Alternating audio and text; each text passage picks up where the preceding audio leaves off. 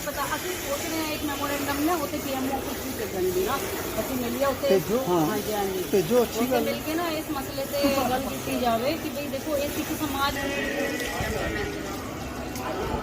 छोटा जा वीर प्रताप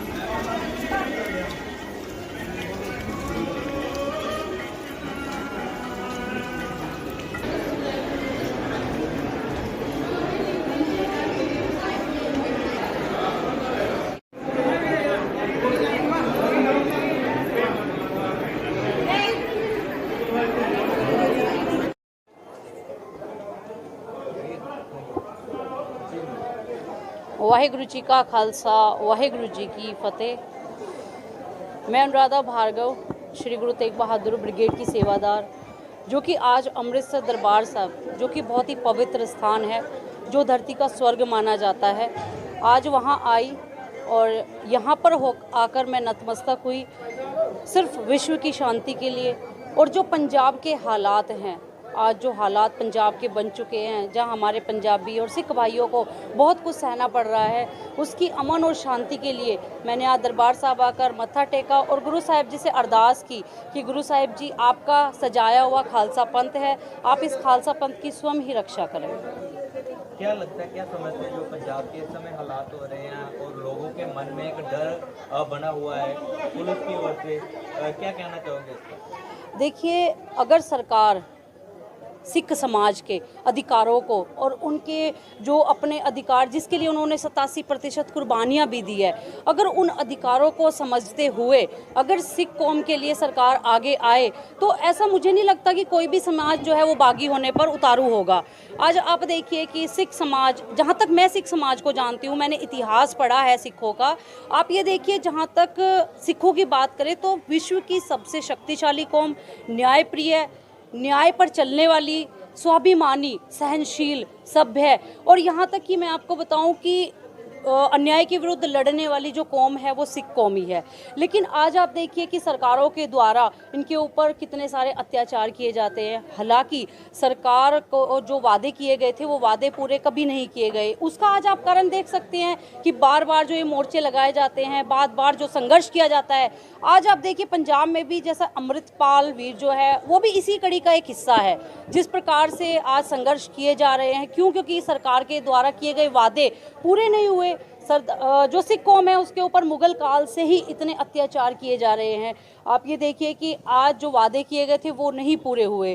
तो कहीं ना कहीं मैं सरकार से भी अपील करना चाहूँगी, प्रशासन से भी, कि आप सिख नौजवानों के साथ ऐसा दुर्व्यवहार ना करें जो कि 90 के शतक को याद दिला दे। ऐसा ना हो कि फिर कोई बड़ा मोर्चा लगाया जाए और फिर कुछ ना कुछ नुकसान वो हो सकता है। तो सरकार से मेरी यही अपील है कि आप समय रहते जो हमारे पंजाबी भाई हैं, सिख भाई हैं, उनके भाईचारा को कायम रखें। और खासकर केंद्र सरकार को और पंजाब सरकार को मैं अपील करना चाहती हूँ कि आप एक बार ठंडे दिमाग से आप पंजाब की गतिविधियों को देखिए। पंजाब के मसलों पर आपको विचार करने की ज़रूरत है। आप सलाहकार की बात ना सुनकर पंजाब के हालात को काबू करने की सोचें, ताकि इस पंजाब में अमन और शांति का एक व्यवस्था देखी जा सके।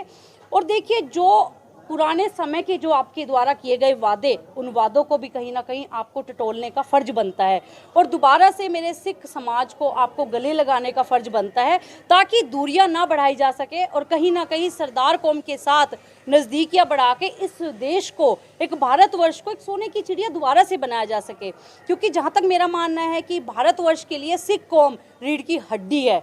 अगर आज सिख कौम नहीं है तो भारतवर्ष में हम खुशहाली, उन्नति नहीं देख सकते। क्योंकि सिख कौम ने बहुत कुर्बानियां दी हैं, जहां अन्याय हुआ है वहां अन्याय के विरुद्ध लड़ाई भी लड़ी है। तो आज भारत सरकार से भी मेरी यही अपील है कि दोबारा आप इन मसलों पर बात कीजिए। यदि पंजाब के मसले की हम बात करें, पानी का पैसा नहीं दिया जाता, जब भी किसी राज्य से कोई सेवाएं ली जाती है तो रिवेन्यू दिया जाता है।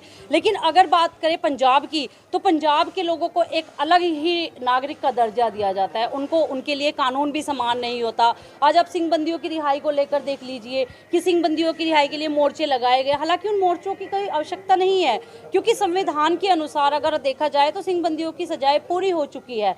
और असंवैधानिक तौर पर अगर वो उनको जेलों में रख रहे हैं तो ये कहीं ना कहीं संविधान की धज्जियां उड़ाने का कार्य करता है। अमृतपाल जी को किस नजरिए से आप देखते हैं जो इस टाइम से? देखिए, मैंने पहले भी बताया कि जब हमारे देश में सिखों ने कुर्बानियाँ दी और सिखों ने की कुर्बानियों के अनुसार जब सिखों ने चाहा कि हमारे अधिकार कहीं ना कहीं मिलेंगे, उन कुर्बानियों का कहीं ना कहीं असर होगा, हमें भी एक समान नागरिक का दर्जा इस भारतवर्ष में प्राप्त होगा, लेकिन वो जब समय रहते उनको नहीं दिया जाता। आप किसान आंदोलन देख लीजिए या कहीं आप बेअदबी के मामले देख लीजिए, कहीं जब न्याय नहीं मिलता तो ऐसे नौजवान दीप सिद्धू, अमृतवीर, जो अमृतपाल है और भी बहुत सारे ऐसे सिख नौजवान हैं जो आज मजबूर हो जाते हैं। और खासकर एक बात कि केंद्र सरकार को ये बात तब समझ लानी चाहिए जब कोई भी नौजवान अपनी आवाज़ को बुलंद करता है, खासकर पंजाब से। अगर कोई भी अमृतपाल जब दुबई से आया तब सरकार ने इस बात पर संज्ञान क्यों नहीं लिया, क्यों इस बात को सरकार ने बढ़ाया और इस बात को बढ़ाकर आज एक कितना बड़ा मुद्दा सरकार ने बना दिया। आप देखिए कि अगर कोई आवाज़ पंजाब से उठती है, कोई सिख नौजवान अपनी मांग करता है तो तभी उस पर कोई ना कोई बातचीत करके उसका हल किया जा सकता है। लेकिन राजनीति आप देख सकते हैं, सरकार कोई भी हो लेकिन अपनी राजनीति चमकाने के चक्कर में वो कहीं ना कहीं इसको बहुत बड़ा मुद्दा बना देती है और आज उसी का जो परिणाम है वो आज पंजाब में देखने को मिल रहा है। तो सारा एविडेंस आ रहा है, पुलिस निकाल रही है कि इसको कितना सही मानते हैं आप? देखिए, मैंने आपको फिर भी बताया कि राजनीतिक रूप देने का प्रयास सरकारें ही करती है, चाहे वो 1984 हो, चाहे वो 90 हो, 1990 का दशक हो। और वो जो आज के भी हालात आप देख रहे हैं, आज के हालात भी उन्हीं पर आधारित है। आज पुलिस प्रशासन और सरकार मिलकर कुछ भी कर सकती है। आज देखिए, अगर मैं न्याय की बात करूं, क्योंकि मैं खुद एक एडवोकेसी से बिलोंग करती हूं, अगर हम एक लॉ की बात करें, लॉ एंड ऑर्डर की, अगर अमृतपाल के ऊपर कोई पर्चे दर्ज है तो उसको सामने लाए जाएं, उनकी FIR सामने लाई जाए और देखा जाए कि किस तरीके से उसके ऊपर ऑफेंस बनता है। अगर वो कोई ऐसा कार्य करता है तो उसकी भी छानबीन काफ़ी समय से करनी चाहिए थी। एकदम ऐसा ऑपरेशन करने की नौबत क्यों आई? क्योंकि आज अगर सिख धर्म से अगर कोई सिख इंसान उठकर, कोई सिख नवयुवक उठकर अपनी मांग को रखता है, तब सरकार उस पर ध्यान नहीं देती। लेकिन जब हालात बहुत बिगड़ जाते हैं, राजनीतिक का विषय बन जाता है, एक मुद्दा बना दिया जाता है, तब सरकार अचानक से ऑपरेशंस के नाम रख देती है। तो यही एक कारण है आज जो हमारे पंजाब के हालात बिगड़ रहे हैं। देखिए, सत्कार योग गुरु ग्रंथ साहिब जी वो सबकी रक्षा करते हैं और वो सबके ही पिता है। वो एक अमृतपाल के नहीं, एक सिखों के नहीं, मैं सनातन से हूँ, वो हमारे भी गुरु हैं, हम तो विश्व गुरु मानते हैं उनको। आज मैं कहती हूँ, कलयुग में अगर आज अपना बेड़ा पार हो सकता है, अगर देश में शांति हो सकती है, विश्व शांति हो सकती है, वो गुरु ग्रंथ साहिब जी के कारण ही हो सकती है। अगर कोई गुरु ग्रंथ साहिब जी की शरण में आता है तो वो अपने जीवन सफल बना सकता है। तो गुरु ग्रंथ साहिब जी तो सबके ही हैं, वो अमृतपाल के या किसी सिख बिरादरी के अलग नहीं है। अगर वहाँ पर वो गुरु ग्रंथ साहिब जी लेकर जा रहे हैं तो उनका वो पर्सनल मामला था, उनकी अपनी सोच थी।